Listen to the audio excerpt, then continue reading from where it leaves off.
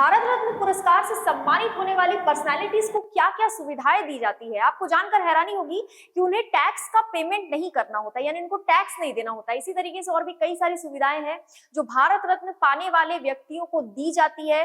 किस तरीके से भारत रत्न दिया जाता है, आज तक कितने लोगों को दिया जा चुका है, और आपको ये भी ध्यान रखना होगा कि ये ऐसा पहला साल है जब अभी तक 5 लोगों को भारत रत्न देने की घोषणा हो चुकी है।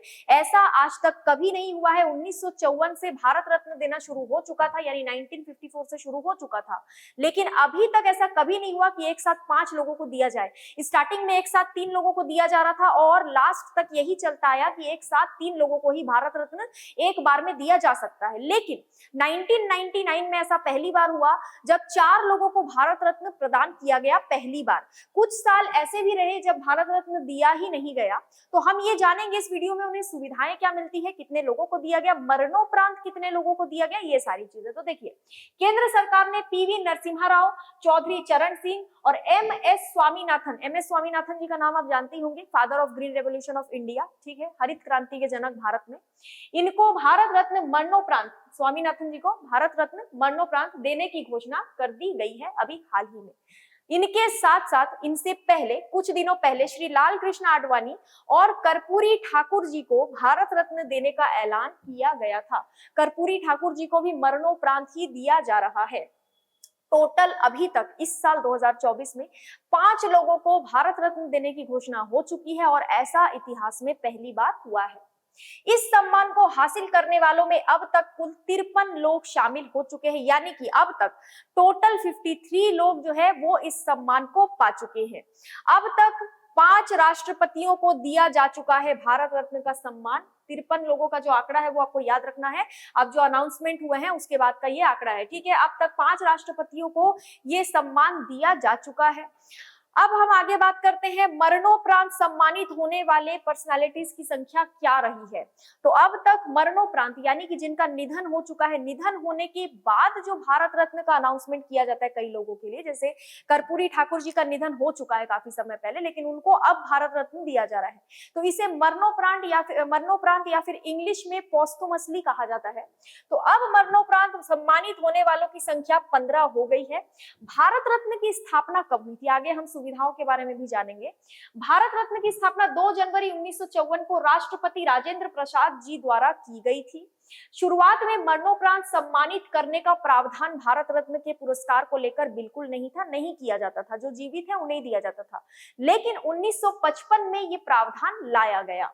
एक साल में 3 व्यक्तियों को दिया जाता है, लेकिन यहाँ पर नहीं दी जाती है कोई भी धनराशि। यहाँ क्या दिया जाता है, एक मेडल दिया जाता है और एक सर्टिफिकेट दिया जाता है।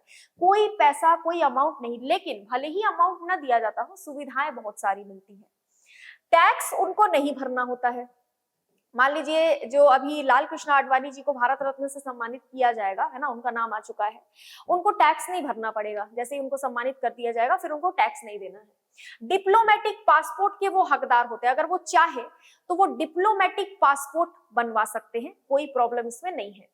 ट्रेन, बस और प्लेन में यात्रा अगर उनको करनी है, भले ही कहीं भी जाना हो, कोई पैसा नहीं लगेगा, कोई टिकट का चार्ज नहीं लगेगा, निशुल्क यात्रा वो कर सकते हैं, कोई दिक्कत नहीं है। संसद की बैठक में वो भाग ले सकते हैं, जो पार्लियामेंट की बैठक होगी वो आराम से जाकर वहां भाग ले सकते हैं, क्या चल रहा है क्या नहीं चल रहा है देख सकते हैं। राज्य में घूमने जाने पर राज्य अतिथि का उनको दर्जा दिया जाएगा।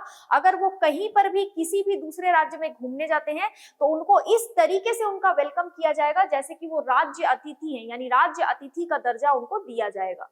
स्वतंत्रता दिवस और गणतंत्र दिवस में खास अतिथि के तौर पर वो भाग ले सकते हैं।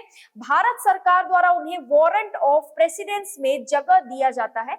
ये वारंट ऑफ प्रेसिडेंस जो है ये एक प्रोटोकॉल होता है, इसमें भारत रत्न पाने वाली पर्सनालिटीज को जगह दी जाती है। आपने एक चीज नोटिस की होगी, भारत रत्न जो है वो शुरू भले ही 1954 में हो चुका था, लेकिन अब तक ज्यादा लोगों को दिया नहीं गया है। ये आंकड़ा 50 पार भी अभी अभी हुआ है, ठीक है, 50 पार भी नहीं था ये आंकड़ा। तो ध्यान रखिएगा, ऐसा नहीं है कि कभी भी किसी को भी दिया जा सकता है। बहुत सोच समझकर भारत रत्न जो है वो किसी को दिया जाता है, और जिनको दिया जाता है वो भारत के सर्वोच्च नागरिक सम्मान से सम्मान किया जाता है, क्योंकि भारत रत्न भारत का सर्वोच्च नागरिक सम्मान है।